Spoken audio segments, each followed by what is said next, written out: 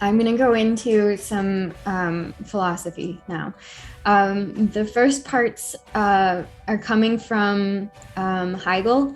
This is from Meditations of the Self in Music, and um, there's some really beautiful things that relate to the inner dance, especially in the way that I do the soundscapes. But as well, I would say that the way that we might jump music can also help create this, because we in some way, even if it's not being juxtaposed between two different things simultaneously, just the switch between one thing to something quite surprising or different or unexpected next can also help create these juxtapositions that shift the brain and the way that the brain is perceiving what it's listening to. This is called polyglossic sound, and this is what allows us to actually feel the juxtaposition of self within self or world within world. So when you go from one genre or form or material, like a instrument or like, I don't know, like there's the texture to music. So when you're moving between one and then something totally different, or you layer these two things together, it will allow for you to begin the internalized part of looking at what is the self within myself and how does it relate to this world within my world, or feeling that part of one world inside of another, inside of another, inside of another, and it kind of just keeps on spiraling deeper and deeper.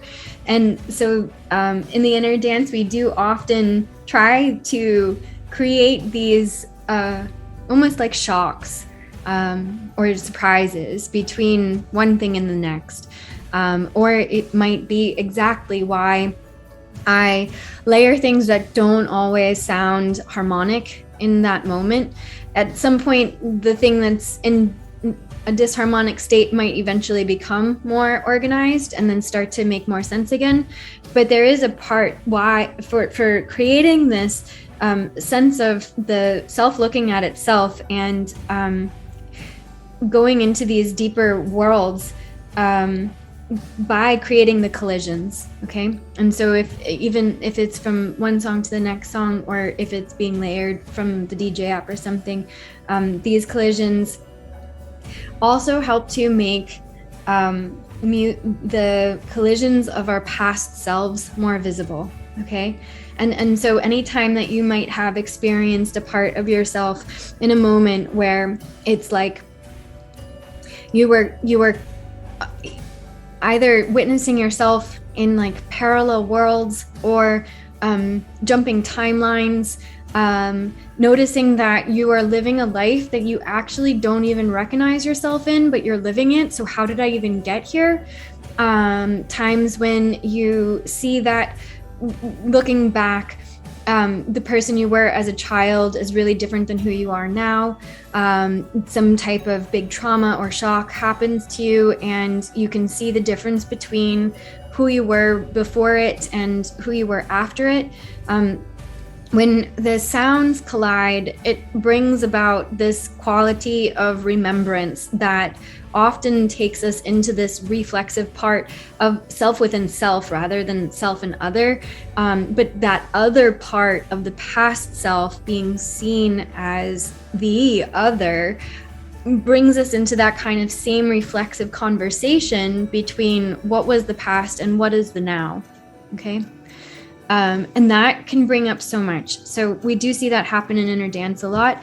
And there is a part that comes from sound that is actually also helping to co-create this. That relates also to something we were kind of talking about yesterday within the dissonance. And I'm sharing it now with this reference to yesterday and the dissonance, because it was an important part of the conversation. And when we're in some of this dissonance and or something that is almost contradictory within the music, that could be like going from something that feels like really exciting, or we're playing the soundtrack to a epic movie, and you're like feeling like the hero, or we throw in some of the music from Africa, and suddenly you're on this like grand safari, and you're off on this journey, and everything just seems so alive. And then it maybe like it crashes into a very deep instrumental. Perhaps it's the strings, or it's a piano that takes you into more like a cocoon, and suddenly all of these emotions start coming up, and it's not the happy ones that you just felt like were making you invincible. It's the exact opposite ones. A lot of this creates contradiction inside of us, and that means now that some part of you on an internal level needs to negotiate. You have to come into a negotiation. What is the ideal of your autonomy, and what is yourself in a centered space? Okay, what you might feel like is the ideal of your autonomy is connected to that energy of the highest self, or that like hero, or the invincible part of you. This is where, if you were most autonomous right now, what would that ideally feel like? And the music can take you there. And then on the contradiction, when something else jumps in, okay, where is your center? Right? Now, if this is bringing up all of these other types of emotions, or you're now feeling something so much different than where it started, where is the center? Because you now know that you're not quite this ideal self, or that where you've reached your expansiveness is also not quite the integrated part.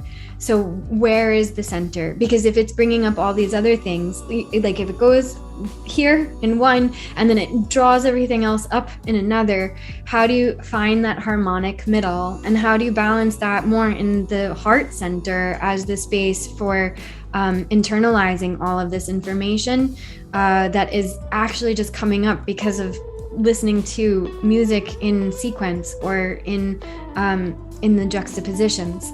So this is helping us to internally synthesize how we actually relate back to ourselves, and these internal discourses that help us identify with what is actually cohesive, so that if things don't always feel so cohesive, we can begin to decentralize some of the subjectivity around us.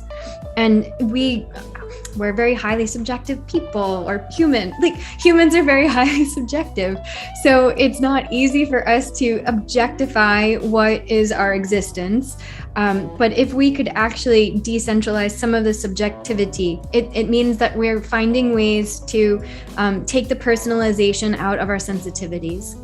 And the less personally we feel sensitive to our experiences, the more we can become sensitive to the objectivity of the greater whole in relation to what is personally happening in our own narratives, or life, or experiences. Within that space of the dance, it's like all of these complex layers are also helping us to reorganize what was disorganized, and to disorganize things that we thought were necessary to be organized a certain way.